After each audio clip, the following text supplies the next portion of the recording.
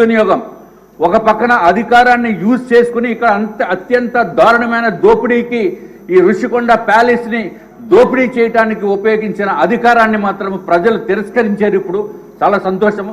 ప్రజలకి ఒక మంచి శుభ పరిణామం ఏంటంటే అధ్యక్ష, ఉమ్మడి అభ్యర్థులను ఎన్నుకోవడం అధ్యక్ష. తప్పనిసరిగా మీరు మళ్ళీ డిస్కషన్స్ ఇండివిజువల్తో పెట్టి అధికార దుర్వినియోగము, డబ్బు దుర్వినియోగము, ప్రజా డబ్బుని వృధా చేసిన వలన తప్పనిసరిగా జైల్లో పెట్టవలసిన అవసరం ఉంది అని చెప్పి నేను మరి ఒక్కసారి మీకు తెలియజేసుకుంటున్నాను అధ్యక్ష. నమస్కారం అధ్యక్ష. రఘురామరాజు గారు, రేపు మీకు మాట్లాడే అవకాశం లేదు, ఇప్పుడే మాట్లాడారు 2 నిమిషాలు. ఇప్పుడైనా 3 నిమిషాలు. విష్ణుకుమార్ రాజు గారు అని చెప్పి నేను మాట్లాడలేను. ఈ ఋషికొండ వ్యవహారం మీద ముందుగా రామకృష్ణ బాబు గారు, అక్కడ జనసేనకు సంబంధించి మూర్తి యాదవ్ అనే కార్పొరేటర్, వాళ్ళు లోకల్గా దాని గురించి వివరించడం, అదే సమయంలో నేషనల్ గ్రీన్ ట్రిబ్యునల్కి నేను ఒక రిప్రజెంటేషన్ ఇస్తే దాన్ని సువోమోటోగా వాళ్ళు దాన్ని స్వీకరించి ఆ కన్స్ట్రక్షన్ని నిలుపుదల చేయమని చెప్పి ఒక ఆర్డర్ ఇస్తే దానికి హైకోర్టులో మీరు స్టే తెచ్చుకోవటం జరిగింది. ఆ సమయంలో సుప్రీంకోర్టుకి నేను ఈ విషయాన్ని తీసుకువెళ్ళినప్పుడు పచ్చి అబద్ధాలు అంటే అసలు గతంలో ఎంత ఎస్ఎఫ్టీ ఉందో సుమారు 22,000 చిల్లర ఎస్ఎఫ్టీ ఉండేది ఆ చిన్న చిన్న కాటేజెస్. అదే చోట ఆ ఎస్ఎఫ్టీకి మించకుండా కట్టమని చెప్పి చాలా క్లియర్గా సుప్రీంకోర్టు డైరెక్షన్ ఇచ్చిన తర్వాత ఆ మ్యాటర్ని హైకోర్టుకి రిఫర్ చేశాను. ఆ డైరెక్షన్ ఇచ్చిన తర్వాత హైకోర్టుకి అన్ని రాంగ్ ఎఫిడవిట్స్ వాళ్ళు ఫైల్ చేసి తూచా తప్పకుండా సుప్రీంకోర్టు గైడ్ లైన్స్ని మేము ఫాలో అవుతున్నాం. ఈయన ప్రతిదానికి మా మీద కంప్లైంట్ ఇస్తాడు, అతని కంప్లైంట్లు మీరు పట్టించుకోవద్దు అని అన్ని రాంగ్ ఎఫిడవిట్లు నేను ముఖ్యమంత్రి నివాసం కోసం పట్టుకుంటున్నట్టు అప్పుడే చెప్తే అదేమీ లేదు, కేవలం టూరిజం డెవలప్మెంట్ కోసం మేము ఇన్ని 100 కోట్లు ఖర్చు పెడుతున్నామని చెప్పి బ్లేటెంట్ లైస్ని, అంటే అది పెర్జూరీ కింద వస్తుంది, కోర్టుని తప్పుదోవ పట్టించడం. అటువంటి ఇవన్నీ కూడా ఏపీ టూరిజం డెవలప్మెంట్ కార్పొరేషన్ వారి ద్వారా ఆ పచ్చి అబద్ధాలని అక్కడ ఫైల్ చేయటం, పలుసార్లు అది వాయిదా పడటం జరిగింది. చివరికి అనుకున్నట్టుగా ఆ 22,000 ఎస్ఎఫ్టీ కాకుండా ఇందాక గౌరవనీయులైన మంత్రివర్యులు చెప్పినట్టు 1,20,000 చిల్లర ఎస్ఎఫ్టీ కట్టడం.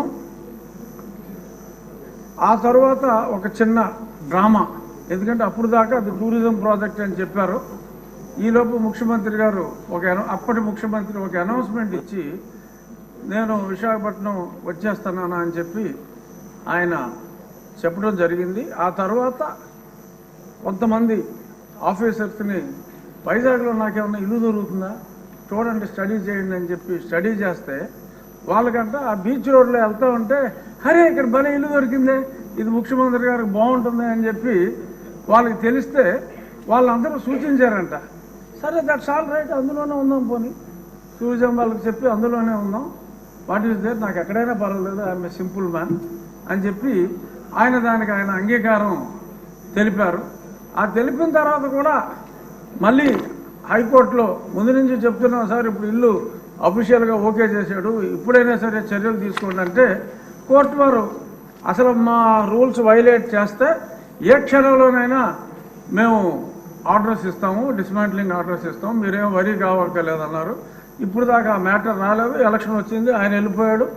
సో ఇప్పుడు ఆ ప్రాపర్టీ, ఎందుకంటే ఆయన అంటే డిస్ట్రక్షన్తో మొదలుపెట్టారు, నాకు తెలిసి గౌరవనీయులైన ముఖ్యమంత్రి గారు ఈయనంతా కన్స్ట్రక్షన్ బేస్డ్ యాక్టివిస్ట్, అతను డిస్ట్రక్షన్ బేస్డ్.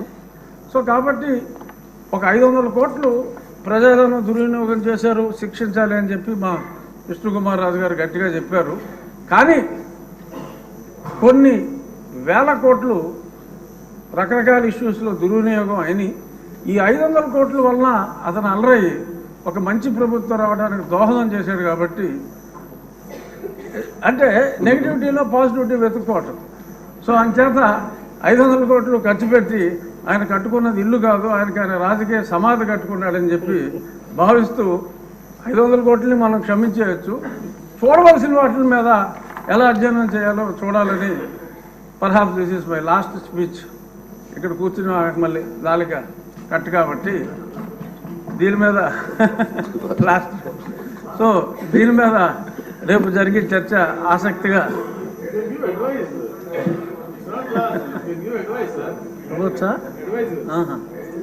సో ఇది నా పర్సనల్ ఒపీనియన్లో, అంటే నేను వేసిన కేసు కూడా అప్పుడు కొట్టివేయమని అడిగాం, ఇప్పుడు కొట్టివేయకూడదు కాబట్టి నా కేసు కూడా ఇంకా ఇన్ఫ్లక్చువస్గా నేను వెనక్కి తీసుకుంటాను. రామకృష్ణ బాబు గారు కూడా అసెట్ ఉండాలి కాబట్టి అప్పుడు మేమంతా కూల్చేమన్నాం. అంటే ఇంత దారుణం అనేది తెలియదు. 500 కోట్లు ఖర్చు పెట్టారు కాబట్టి అది రాష్ట్ర అసెట్గా భావించి దాన్ని తెలివిగా, అంటే ఒక వ్యక్తి కాంక్ష ఈ రకంగా ఉంది అని చెప్పి ప్రజలకి మరి ఏదో టికెట్ ఇచ్చినా కూడా మాదిరిగా రికవర్ అవుతుంది, అద్దెకిస్తే ఏమి రావు, 7 గదులు. సో అంచేత దాన్ని ఒక మాన్యుమెంట్గా ఉంచి ఒక నియంత కట్టుకుందాం అనుకున్న, ఒక పేదవాడు కట్టుకోవాలనుకున్న చిన్న గూడు ఇదని చెప్పి మనం దానికి ఒక టికెట్ పెట్టి ముంతాజ్ కోసం తాజ్మహల్ కట్టిన షాజహాన్కి మరి ఇప్పుడు గుర్తింపు వచ్చింది. అలాగే దాన్ని మనం ఒక మాన్యుమెంట్గానే వాడుకుని ఒక నియంత కట్టుకున్న చిన్న ఇల్లుగా మనం అభివర్ణించి దాన్ని ఎటువంటి కూల్చివేతలు లేకుండా చక్కగా సౌందర్యంగా దాన్ని మెయింటైన్ చేయాలని చెప్పి టూరిజం మంత్రి గారిని మనస్ఫూర్తిగా కోరుకుంటూ మా విష్ణుకుమార్ రాజు గారు చెప్పిన చర్యలు ఎక్కడొద్దు, చర్యలు చాలా అట్లకు ఉందని తెలియజేస్తూ నమస్కారం. రామకృష్ణ బాబు గారు, రామకృష్ణ గారు, ఓకే అండి. మీ మనోభావాలన్నీ చూసిన తర్వాత సార్ ఒక్క నిమిషం ఉండండి, పెద్దలందరూ కూడా నిర్ణయిస్తారు కదా. మీ మనోభావాలు చూసిన తర్వాత చాలామంది దీని మీద ఇంట్రెస్ట్గా ఉంది, పబ్లిక్ కూడా ఇంట్రెస్ట్గా ఉన్నారు. దీన్ని సోమవారం నాడు ప్రత్యేకంగా టైం కేటాయింపు చేసి దీని మీద చర్చ జరపాలని పెద్దలు నిర్ణయించారు. సోమవారం నాడు కేటాయిస్తాం. ఇప్పుడు ఒక లాస్ట్ క్వశ్చన్ ఉంది, ఇదే మినిస్టర్ గారు.